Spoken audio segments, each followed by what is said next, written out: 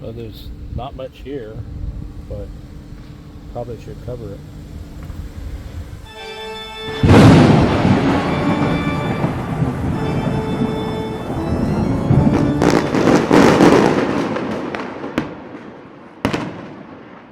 Hello there, Parrot Peeps, and welcome to another episode of Our Haunted Travels. I'm your host, Shawn Donnelly. I'm your co-host, Marianne Donnelly.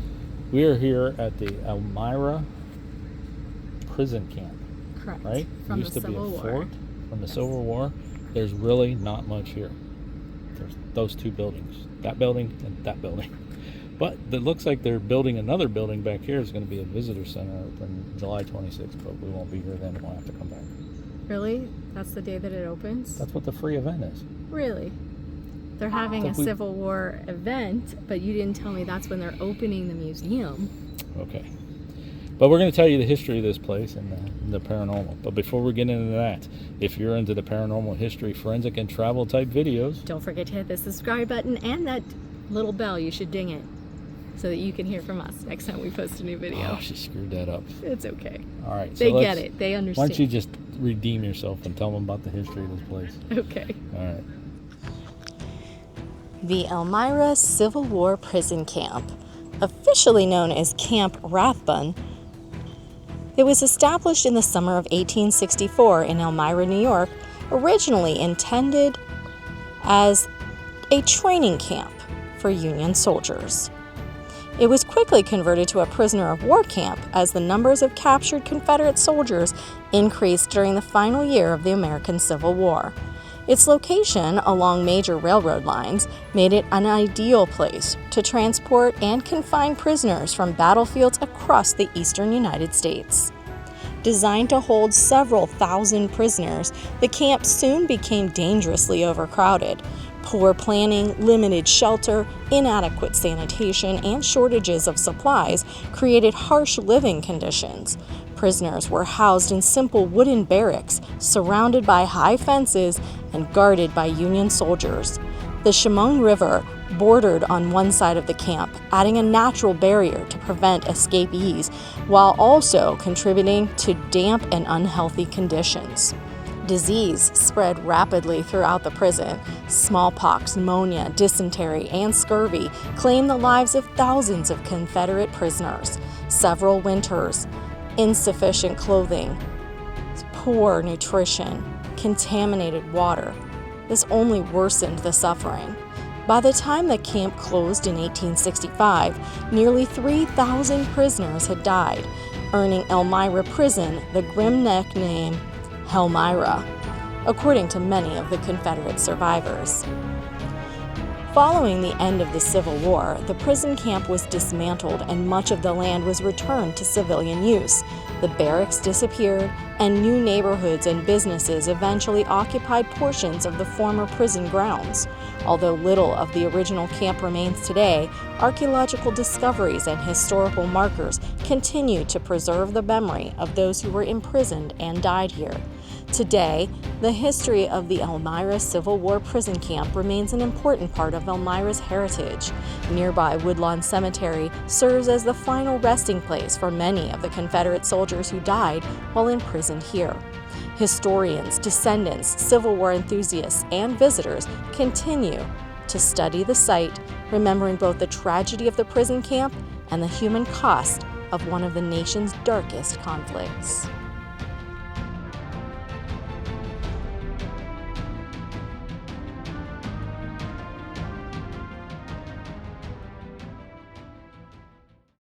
All right, of course, there's some paranormal activity that takes place here. Given the immense suffering and loss of life associated with the prison camp, it's not surprising that the former grounds have become the focus of numerous ghost stories and local legends. Although much of the original camp has disappeared beneath modern development, many believe the emotional imprint of the prison remains. Residents, visitors, and paranormal investigators have reported unusual experiences in areas believed to have been once part of the camp or along nearby riverbanks. One of the most commonly reported experiences involves hearing unexplained voices during quiet evenings. Witnesses described faint conversations, distinct cries, coughing, and the sounds of men calling out as if communicating across the prison yard. Some claim the voices seemed to drift with the wind before suddenly falling silent. Others report hearing what resembles military commands or roll calls when no one else is present. Shadowy figures are another frequent part of the prison's folklore. Several witnesses have reported seeing dark human-shaped forms standing near the edges of fields or moving between trees before disappearing without explanation. Some describe these figures as wearing what appears to be Civil War clothing, while others simply see silhouettes that vanish when approached. Paranormal investigators have occasionally claimed to capture unexplained figures in photographs or video taken near the former prison grounds. Electronic voice phenomena have become one of the most discussed aspects of paranormal investigations at the site. Investigators have reported recording whispers, names, pleas for water, and responses that appear to answer direct questions. While these recordings remain open interpretation, they have contributed to the prison's reputation of one of the more emotionally charged Civil War locations in New York. Some investigators have also reported sudden cold spots, feeling of overwhelming sadness, and equipment malfunction during investigations. Perhaps the most enduring legend surrounding the Elmira Prison Camp is that the spirits of those who died there have never fully left. Many believe the tragic conditions, disease, hunger, and loneliness experienced by thousands of prisoners created a lasting emotional presence. Whether viewed as supernatural encounters or simply the powerful atmosphere of the place marked by great human suffering, the stories continue to draw visitors who hope to better understand both the history and the legends surrounding one of the Civil War's most tragic prison camps.